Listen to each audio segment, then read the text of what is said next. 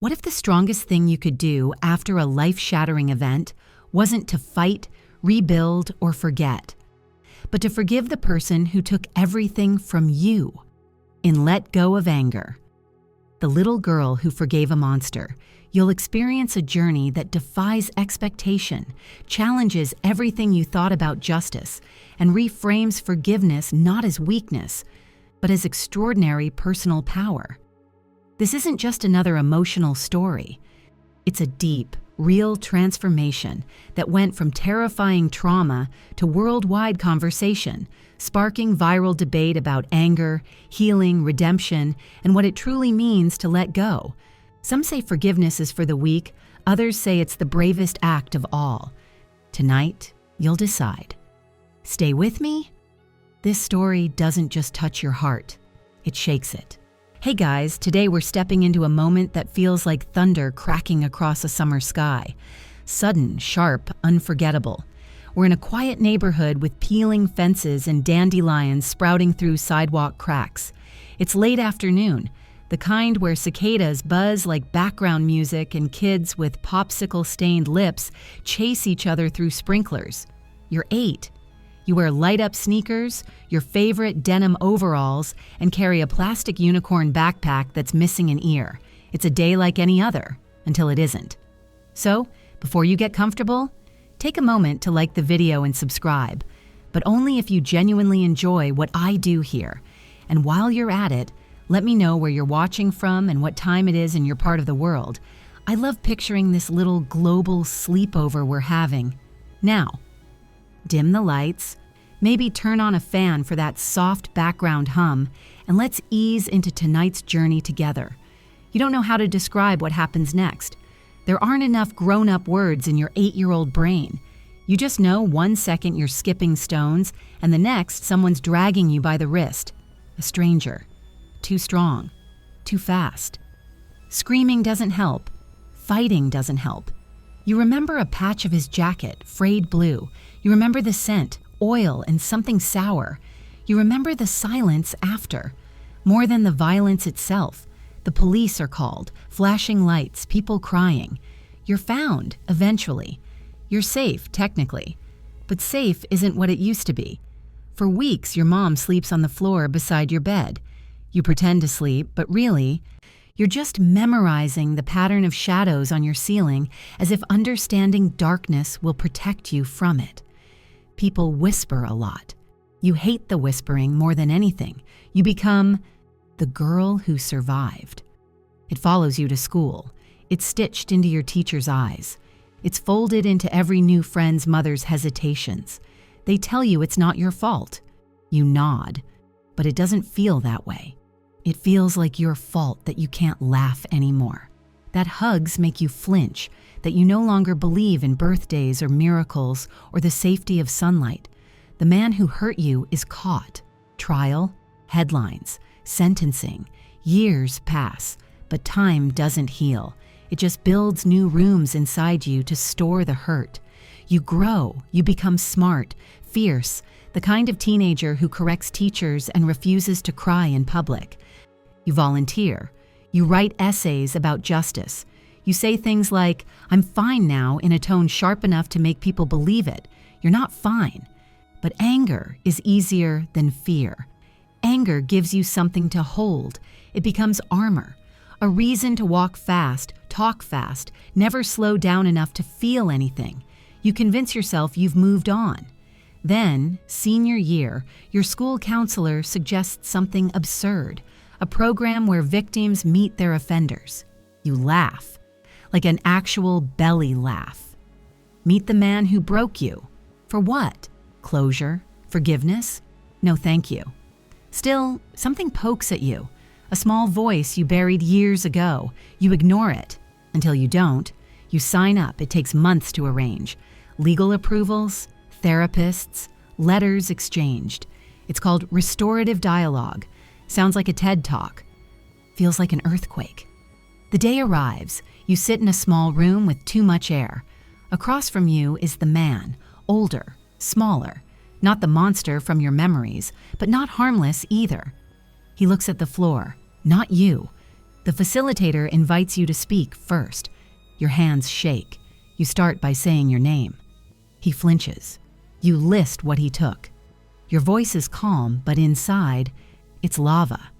You talk about the nightmares, the trust issues, the years you lost, and then, almost without meaning to, you ask, why?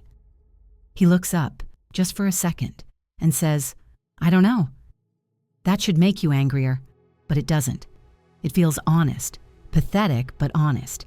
He tells you he's sorry, that he thinks about you every day, that nothing he says will undo it. He doesn't cry, but something in his face folds, and for the first time, you believe he might hate himself more than you ever could. A few weeks later, you write about it, not for an assignment, just to understand. You post it anonymously, and it explodes.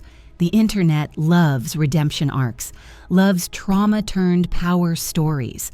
Your post gets shared, quoted, twisted, praised. Someone adds music and makes a TikTok slideshow. The girl who faced her monster. Millions of views. But you're not a hero.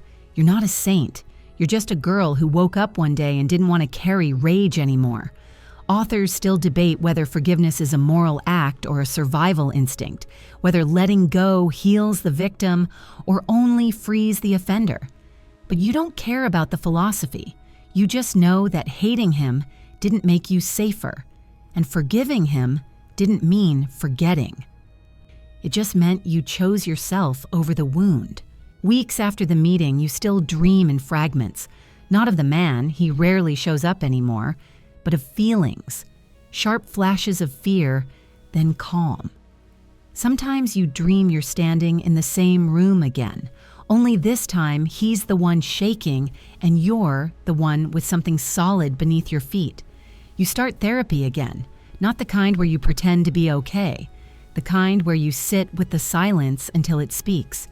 Your therapist asks, "What does forgiveness feel like?" And you say, "Like a bruise finally turning yellow. Not gone, just not raw anymore."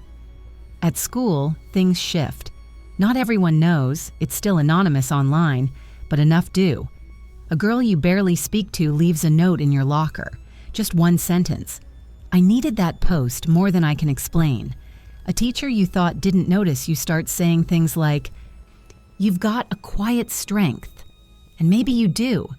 You realize how many people are quietly angry at parents who failed them, at friends who left, at systems that never protected them. You start to recognize that look in others, the one you used to wear like a second skin. You see it in the way someone flinches at loud noises, in how another classmate always chooses the chair facing the door. The world is full of survivors pretending they're just fine.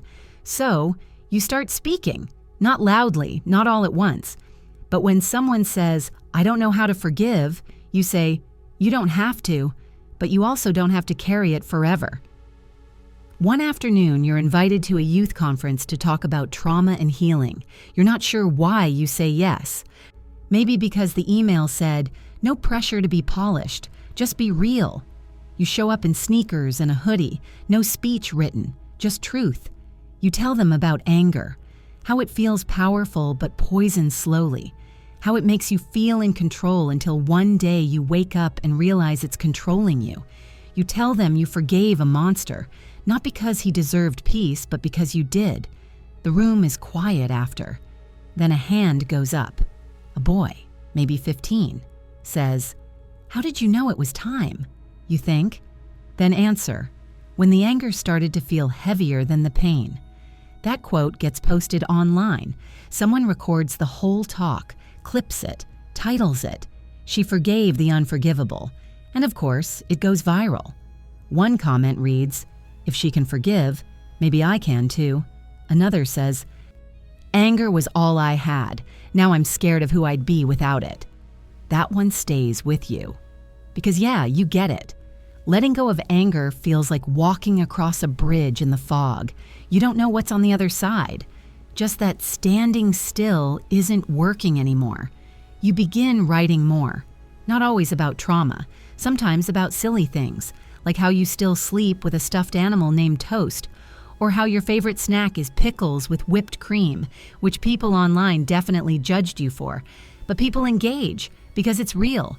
You laugh one day when someone sends a meme of you, your serious face from the conference, next to the words, "Forgives monsters, still hates ketchup." The internet never stops being weird, but through it you find a strange kind of connection. A tribe of people who aren't afraid to talk about the hard stuff. People who DM you things like, "I thought I was the only one." You're not a therapist, you're not a guru, but your story makes space. And sometimes that's enough. Authors still debate whether pain gives people depth or just scars, whether surviving makes us stronger or just tired. But you've stopped needing answers. You've started embracing questions like, what if healing isn't linear? What if forgiveness isn't a single moment but 1,000 tiny decisions? One day, scrolling online, you see a story trending. A man, your man, has been transferred to a lower security facility. Behavioral reform, good conduct. The article includes a photo, older, grayer, still haunted. You don't feel fear, you feel nothing. Then, oddly, you feel something close to hope. Not for him. For you, because you're no longer defined by what happened. You're defined by how you've chosen to live afterward. You don't forget, you don't excuse, but you don't hate anymore. And that, maybe, is what freedom really looks like. Time does what time does best. It keeps moving, even when you're not sure you're ready. Graduation comes and goes. Caps fly. Photos get posted. People comment things like, "So proud," and "You're going places." And you smile because smiling no longer feels like lying. College is different. New city. New routines. No one knows your story unless you tell it. And most days, you don't. You like being anonymous again. You like choosing who you are instead of being introduced by what happened to you. You study psychology at first, then switch to social work, then panic briefly because apparently everyone does that at least once. You learn the language of trauma, terms like hypervigilance and post-traumatic growth. You learn that healing isn't about erasing the past, but integrating it, making room for it without letting it drive the car. You still have bad days. Of course you do. Anyone who says forgiveness fixes everything is either selling a book or lying to themselves.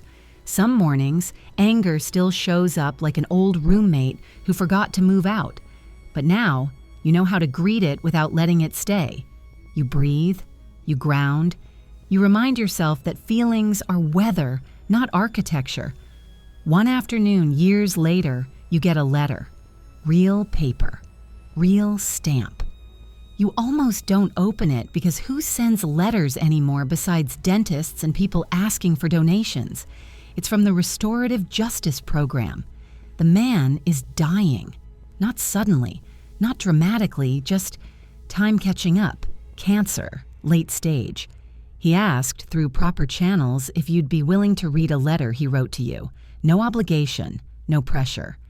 You sit with the envelope on your desk for a long time. This is the moment, isn't it? The one people think forgiveness is about. The final scene, the cinematic closure. You open it. His handwriting is shaky. The letter is short. He doesn't ask for forgiveness. He doesn't justify anything.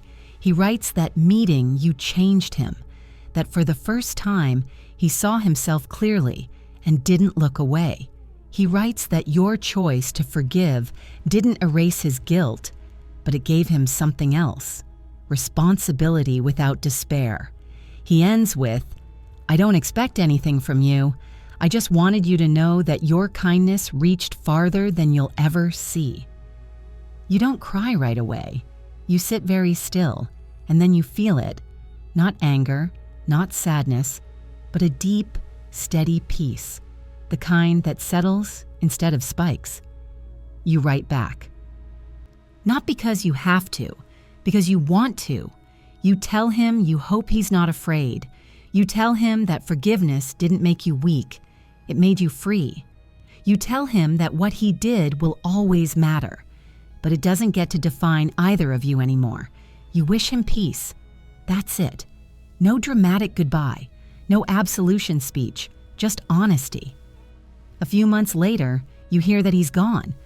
You light a candle that night, not for him, for the version of you who survived, for the little girl with the unicorn backpack and the light-up shoes who learned too early that the world could be cruel, and still chose to believe it could be kind. You think about how strange it is that forgiveness didn't end your story. It opened it. Authors still debate whether forgiveness is an act of strength or surrender. Whether it's for the offender or the wounded, but standing here, older now, steadier, you know the answer is quieter than that. Forgiveness is an act of release, not a pardon, not a pass, a release. You didn't forgive a monster because he stopped being one. You forgave because you refused to let him live inside you anymore. And that decision, small, private, uncelebrated, changed everything. The pace slows now. The edges of the day soften. Imagine that younger version of you sitting somewhere safe, maybe on a bed with rumpled sheets, maybe on a porch step watching fireflies blink in and out of the dark. Sit beside her for a moment, not to fix anything, just to be there. Feel how far you've come, how much you've learned, how strong you are, not because you survived something terrible, but because you didn't let it harden you. Anger can feel like protection, like fire in the chest that keeps the dark away, but fire burns the one who carries it. Forgiveness is water, not dramatic, not loud, but steady, life-giving, cooling what no longer needs to burn. Tonight, you don't need to solve anything. You don't need to forgive anyone right now. Just notice where you're holding tension, in your jaw, your shoulders, your breath. Let it ease. Let the quiet do its work. The world will still be complicated tomorrow. People will still disappoint you. Old wounds may still ache when the weather changes. But you know something now.